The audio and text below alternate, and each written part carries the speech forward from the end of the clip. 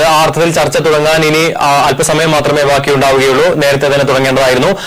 അനുരഞ്ജനത്തിന് എന്തെങ്കിലും സാധ്യതകൾ ഉണ്ടോ? കാരണം ബാവ ഇപ്പോഴും നിരാഹാരത്തിൽ തന്നെയാണ്.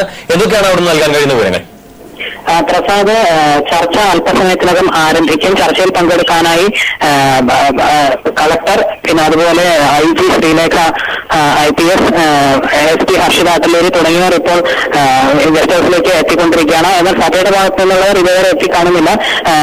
ഓർത്തഡോക്സ് വിഭാഗത്തു നിന്നും വൈദിക ട്രസ്റ്റി ഫാദർ ഡോക്ടർ ജോൺ സെബഹാം കോനാട്ട്, വികാരി ഫാദർ ജേക്കബ് കുര്യൻ, സഭാ secretary George Joseph, advocate Sreekumar എന്നിവരും, യാക്കോബായ വിഭാഗത്തു നിന്ന് bishop George secretary Thampu George Thukalan, വികാരി ഫാദർ വർഗീസ് ഇരുമാരി, വൈദിക സെക്രട്ടറി ഫാദർ സ്ലീബ തുടങ്ങിയ 6ഓളം പേരാണ് യാക്കോബായ വിഭാഗത്തു നിന്നും പങ്കെടുക്കുന്നത്. ചർച്ച ആരംഭിച്ചിട്ടില്ല. ചർച്ചയ്ക്ക് ഓരോരുത്തരായി എത്തിക്കൊണ്ടിരിക്കുകയാണ്. തർക്കം സംബന്ധിച്ച് ഇന്നലെ തർക്കം രൂക്ഷമായതിനെ തുടർന്നാണ് ഇന്ന് മധ്യസ്ഥ ചർച്ച കളക്ടർ വിളിച്ചിട്ടുള്ളത്.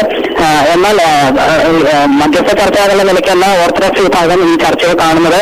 കാരണം യാക്കോബായ വിഭാഗമായിട്ടുള്ള ഒരു ചർച്ച ഒട്ടും താല്പര്യമില്ല എന്നുള്ളതാണ് പറയുന്നത്.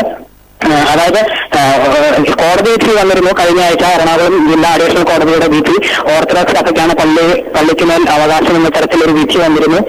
ഈ വിധി എത്രയും പെട്ടെന്ന് നടപ്പാക്കണം എന്നാവശ്യപ്പെട്ടാണ് ഇപ്പോൾ നിരാഹാരം, കത്തോലിക്ക ബാവ ഓർത്തഡോക്സ് സഭയുടെ കത്തോലിക്ക ബാവ നിരാഹാരം ആരംഭിച്ചിട്ടുള്ളത്. ഇതിനെ തുടർന്ന് ഇന്നലെ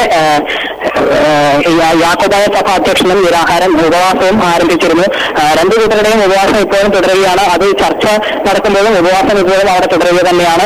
എന്തായാലും ആ അർത്ഥത്തിൽ അനുരഞ്ജന ചർച്ച വിളിച്ചതിന് ശേഷവും ഉപവാസം തുടരുന്നു.